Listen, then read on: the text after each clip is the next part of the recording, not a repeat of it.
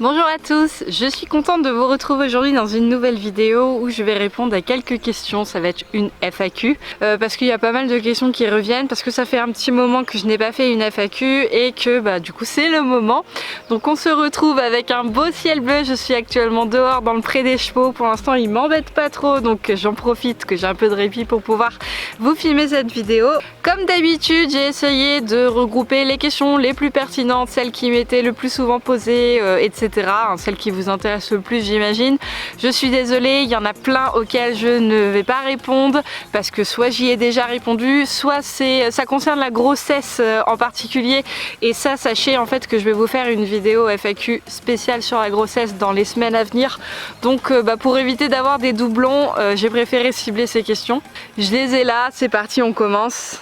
Est-ce que tu reprendras les cours d'équitation après la naissance de ton bébé? Alors bien évidemment oui, je compte reprendre les cours parce que là ça me manque terriblement de ne pas pouvoir monter à cheval. Donc oui, il est évident que dès que j'aurai l'autorisation médicale de pouvoir remonter à cheval, parce qu'en fait quand vous accouchez, je pense qu'il y en a qui le savent pas trop, en fait vous avez une rééducation ou pas à faire de votre périnée par la suite. Sinon vous risquez en fait, si vous forcez trop, faites trop d'activité physique dont le cheval, de faire une descente d'organes. Donc j'aimerais éviter.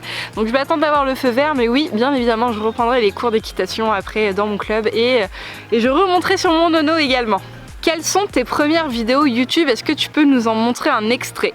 Alors je vais vous faire ce petit plaisir.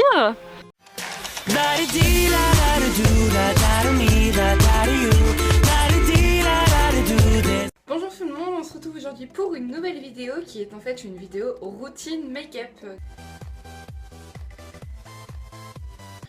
Tout séché parce que je ne sais pas vous, mais moi les pointes j'arrive jamais à les sécher. On a quelque chose d'assez naturel, d'assez neutre. Et au niveau de ma tenue, en fait j'ai tout simplement aujourd'hui mis un petit haut qui s'évade, donc celui que j'avais acheté chez Primark la dernière fois. J'ai mis un slim noir tout simple, voilà. Voilà, comme vous le voyez, ça n'a rien à voir avec le cheval. En fait, à la base, quand j'ai créé ma chaîne YouTube, c'était quand j'étais encore esthéticienne et c'était une chaîne de beauté où je donnais des conseils pour s'épiler, pour se maquiller, prendre soin de sa peau, prendre soin de son corps, enfin bref, faire sa belle quoi. Ensuite, aimerais-tu essayer l'équifile avec tes loulous? Oui, c'est quelque chose qui me fait rêver, c'est quelque chose dont j'aimerais beaucoup tenter l'expérience. Malheureusement, ça n'a pas pu se faire avec Nomad et je pense que ça ne se fera pas. Après, ne jamais dire jamais, mais j'ai vraiment du mal à travailler à pied avec Nomad.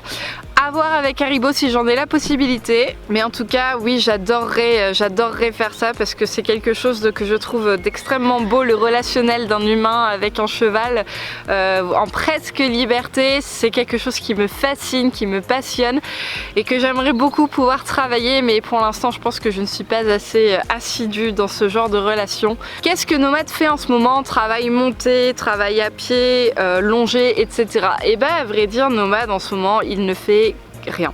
Ouais, donc clairement il fait rien du tout. Tu es en couple avec Jean depuis combien de temps? Eh bien ça fera bientôt 4 ans qu'on est en couple. Est-ce que tu penses que ce sera facile de gérer bébé et cheval? Eh bien franchement, très honnêtement, en toute transparence avec vous, je n'en ai aucune idée parce que voilà, ça va être la toute première fois que je vais être maman. Je ne sais pas dans quoi je m'engage, enfin je sais en soi dans quoi je m'engage, mais je ne sais pas comment les choses vont se passer, comment ma vie va changer, comment mon organisation de vie va changer. Donc pour l'instant je suis incapable de vous répondre parce que je ne sais pas. Après, de façon, j'ai envie de dire réfléchie, moi ça fait un moment déjà que je parlais de bébé avec Jean, mais je voulais vraiment attendre en fait que Nomad soit en pré-retraite et non plus en centre équestre, en boxe où il fallait que je le monte régulièrement, etc. parce que je voulais vraiment en fait lui foutre la paix et moi pouvoir prendre le temps d'éduquer mon enfant, de le voir grandir, etc. Donc ça c'est quelque chose qui me tenait vraiment à cœur de faire et voilà, c'est tombé au bon moment. On a commencé les essais bébés lorsque Nomad est passé au pré et que j'ai un petit peu lâché prise l'équitation. Après maintenant si je devais reprendre un autre cheval plus tard ou même là les cours que j'ai envie de reprendre à la rentrée, je sais pas comment ça va se passer, etc. Je peux pas répondre à cette question pour l'instant. J'espère trouver une organisation qui me conviendra et auquel je pourrai me tenir, mais pour l'instant je suis incapable vraiment de vous dire comment est-ce que ça va se goupiller tout ça. Ensuite, est-ce que tu regrettes d'être devenue connue entre guillemets? Alors, oui et non. J'ai plus tendance à dire non, je ne regrette pas, mais il y a quand même une petite partie, je vais être transparente avec vous, qui fait que je regrette. Je vous en parlerai à la fin. Non, en soi, je ne regrette pas parce qu'en fait, ça fait partie du jeu. Hein. C'est vrai que quand on se lance sur YouTube, bah, soit ça marche, soit ça ne marche pas. Je peux considérer, du moins dans tout ce qui est YouTube équestre français, du moins je pense que je suis parmi effectivement les plus hautes en termes de nombre d'abonnés, et donc forcément effectivement sur les événements équestres j'ai tendance à être reconnue, notamment aussi en compétition quand j'en faisais encore, dans mon centre équestre j'ai des abonnés aussi, enfin bref un petit peu partout, ou même si je vais je sais pas dans un pad, dans un horsefood, un truc comme ça, je suis susceptible de rencontrer des abonnés, et ça c'est cool parce que ça fait plaisir en fait de voir effectivement, de pouvoir mettre un visage sur sur un pseudo, sur des commentaires, etc. Et ça c'est un côté qui me plaît beaucoup parce que je suis quelqu'un d'extrêmement sociable, ça ne me dérange absolument pas quand vous me croisez, qu'on papote si j'ai le temps, qu'on fasse des photos, tout ça. Ça au contraire, c'est quelque chose qui me tient à cœur, qui me fait du bien au moral, qui me permet aussi, moi qui suis quelqu'un qui manque beaucoup de confiance en soi, même si ça ne paraît pas, et de me dire que allez, tu es capable de faire de grandes choses, hein, entre guillemets, tout est relatif, et tu as de la reconnaissance. Donc ça c'est quelque chose qui me fait du bien, et de par ce fait là je suis contente d'être connue entre guillemets. Par contre, il y a un... Alors moi c'est très personnel, hein, mais je me rends compte du fait que ma communauté n'arrête pas de grandir. Comment je pourrais dire ça? Bon, je vais faire très simple. Sur les salons, quand je vais au salon du cheval de Bordeaux, de Paris, de Lyon, enfin partout où je vais, où il y a un grand rassemblement équestre, eh bien je suis contente de pouvoir venir pour vous rencontrer, faire des meet-up, des choses comme ça, mais en même temps, et c'est très contradictoire en fait, parce qu'on n'arrête pas de vous dire quand vous nous croisez dans les allées, n'hésitez pas et tout, mais en même temps je me rends compte que je ne peux plus profiter du salon à part entière comme une personne tout à fait lambda. C'est-à-dire que quand je viens par exemple sur Paris, je suis venue une seule journée, je n'ai pas eu le temps sur toute la journée de faire tout le tour du salon, de regarder les stands, de pouvoir regarder les animations, tout ça, eh bien je n'y ai plus, on va pas dire le droit, mais je n'y ai plus accès parce que eh bien je ne fais pas 5 mètres sans rencontrer quelqu'un qui me demande du coup de faire une photo, etc.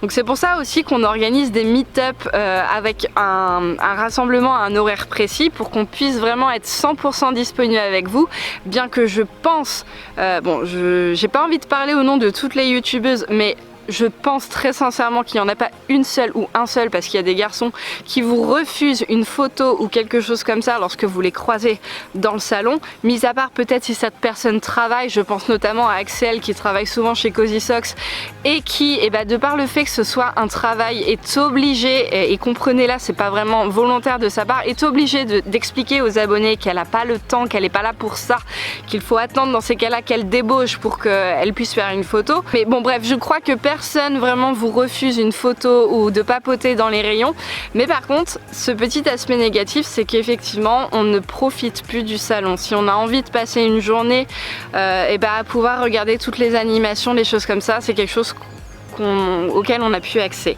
C'est le seul point négatif vraiment que je pourrais donner au fait d'être connu dans le milieu équestre, mais après ça fait partie du jeu, c'est comme ça. On est aussi très proche de vous de par cette relation qu'on entretient avec notre communauté, à répondre à vos commentaires, à vous demander d'échanger avec nous, à vous demander de venir nous voir si vous nous croisez pour que vous n'ayez pas de regrets par la suite. Donc c'est comme ça, on n'y peut rien, mais c'est le petit côté négatif dans toute cette positivité. Alors, vas-tu demander à une personne de monter nomade pendant ta grossesse? Que j'aimerais beaucoup, que j'aimerais bien motiver Jean. Le beau temps revient, donc peut-être qu'il va bien vouloir. Mais oui, j'aimerais bien que la nomade reprenne un petit peu le travail et que quelqu'un le monte. Une question qui est beaucoup revenue, c'est est-ce que tu vas te faire un 3e tatouage, à savoir le H, puisque... Alors attendez, c'est quel côté? Je sais jamais. C'est quel côté s'il vous plaît? C'est là. C'est de ce côté là. En fait j'ai le U et le N de nomade et de ultra qui sont tatoués derrière mon oreille. Je ne sais pas si je ferai le H de Haribo, tout simplement parce qu'en fait Ultra je l'ai fait très vite parce qu'elle a vraiment marqué ma vie. Le N de Nomad je l'ai fait 2 ou 3 ans après avoir acheté Nomad il me semble, donc j'ai vraiment mis du temps, mais parce que je considère qu'il fait partie des chevaux de ma vie. Juste après Ultra, parce qu'Ultra passe avant Nomad, bien que je ne l'ai plus à l'heure actuelle, mais c'est vrai qu'elle a une histoire particulière. Mais Nomad fait aussi intégralement partie de ma vie, il m'a marqué, il m'a permis de progresser également. Et pour petit Haribo, pour l'instant, je ne sais pas, j'ai pas prévu de le faire. Alors vous allez dire, oh, mais c'est pas juste, c'est pas cool et tout. On verra, pour l'instant c'est pas prévu, voilà. Quels sont les noms complets de Haribo et Nomad? Alors Nomad c'est Nomad de Cizé. Et Haribo, c'est Haribo la perle d'or. S'il vous plaît. Penses-tu changer de près tes chevaux un jour? Alors je vais pas dire marrant que cette question arrive à ce moment-là, mais en fait on a un petit souci actuellement, notamment avec Nomad en fait. Nomad mange tous les arbres des prés et ça embête fortement le propriétaire. Et malheureusement on ne trouve pas de solution parce qu'il y a tellement d'arbres qu'on ne peut pas se permettre de les parquer, de clôturer tous les arbres. On ne peut pas se permettre de les entourer avec une matelassure. Les traiter ça serait très long aussi et malheureusement on ne veut pas non plus que ça puisse embêter les autres chevaux s'ils viennent se frotter dessus, s'ils viennent lécher, parce qu'il y en a qui mettent du goudron, des choses comme ça, mais bon, pas dit que la propriétaire de Quito et Fausto apprécie si leurs chevaux ont des traces de goudron qui tachent sur leur pelage ou si les chevaux viennent lécher, enfin bref. Bon, il existe aussi des produits naturels, etc. qui sont vraiment inoffensifs pour les chevaux, mais c'est quelque chose qui nous paraît pas gérable en fait. Vraiment, parce que s'il pleut, ça dégoulinerait, il faut les retraiter. Donc, on trouve pas de solution et on est en train de se demander s'il va pas falloir malheureusement que Nomad parte. Alors moi ça m'embête aussi beaucoup le propriétaire parce qu'il m'apprécie bien, il apprécie Nomad malgré ses petits défauts et il apprécie énormément Haribo, mais on trouve pas de solution. Donc, si jamais vous en avez une, n'hésitez pas à le mettre dans les commentaires parce que là clairement on est face à un mur et malheureusement si j'enlève Nomad, je pense que j'enlèverai Haribo aussi parce que j'ai pas envie que mes chevaux soient dans 2 endroits différents, mais ça m'embête fortement parce que voilà. Nomad il est très copain avec Uziar, Haribo il est très copain avec Omelette, ils sont vraiment très bien dans le cadre où ils sont, enfin je pouvais pas rêver mieux et je pense que je ne trouverai pas mieux, donc je suis fortement attristée par ça. Donc non, je ne pensais pas changer Nomad de près, mais en ce moment c'est en pourparler et ça m'embête fortement parce que je ne vois pas du tout, il est hors de question que mes chevaux se retrouvent en boxe, j'ai pas envie de les remettre dans un centre équestre. Ils sont bien dans un pré avec des copains, donc je sais pas. Que ferais-tu si YouTube n'existerait plus? C'est une très bonne question. Je pense que si YouTube n'existerait plus, il existerait sûrement d'autres sites d'hébergement de vidéos comme Dailymotion. D'ailleurs j'ai commencé sur Dailymotion avant d'être sur YouTube. Mais après je sais pas, j'arrive à un tournant de ma vie aussi où je vais devenir maman. Peut-être que si YouTube venait à disparaître, j'arrêterai aussi également. Je sais pas. Bah oui mon cœur. Bon Nono nous a rejoint. Attends, je sais plus où j'en étais avec toi là. Ensuite, quelle est la chose que tu regrettes de ne pas avoir fait avec Nomad? Je pense que ce serait de ne pas l'avoir confié. Alors peut-être pas je sais pas. Mais j'aurais bien aimé qu'il ait une cavalière de dressage sur le dos. Ou peut-être ouais, effectivement le placer dans une écurie de dressage quelque temps pour m'expliquer un petit peu son mode de fonctionnement au dressage, parce que en fait si j'ai une frustration à avoir avec Nomad c'est le dressage. On n'a jamais vraiment été très forts tous les deux en dressage. Bon avec plein d'examens de santé que je lui ai fait par la suite, on m'a expliqué Omelette. On m'a expliqué et j'ai compris en fait qu'il avait une morphologie qui faisait que déjà il ne partait pas avec des prédispositions physiques de dressage à son avantage, qui expliquait qu'on galérait pas mal sur certaines choses. Mais j'aurais bien aimé avoir une cavalière d'un bien meilleur niveau que moi, vraiment une cavalière de dressage sur son dos pour pouvoir analyser des choses, lui apprendre des choses et moi ensuite m'apprendre des choses aussi. Et la dernière question que vous m'avez posée, c'est est-ce que tu comptes remonter nomade pendant ta grossesse?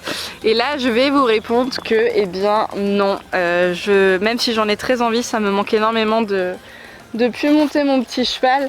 Eh bien je ne pourrai pas le monter tout simplement. Alors vous n'êtes pas au courant, mais j'ai un petit problème de santé qui est arrivé avec ma grossesse. Du coup là j'ai de nouveau des anticoagulants, j'ai des piqûres à me faire tous les matins.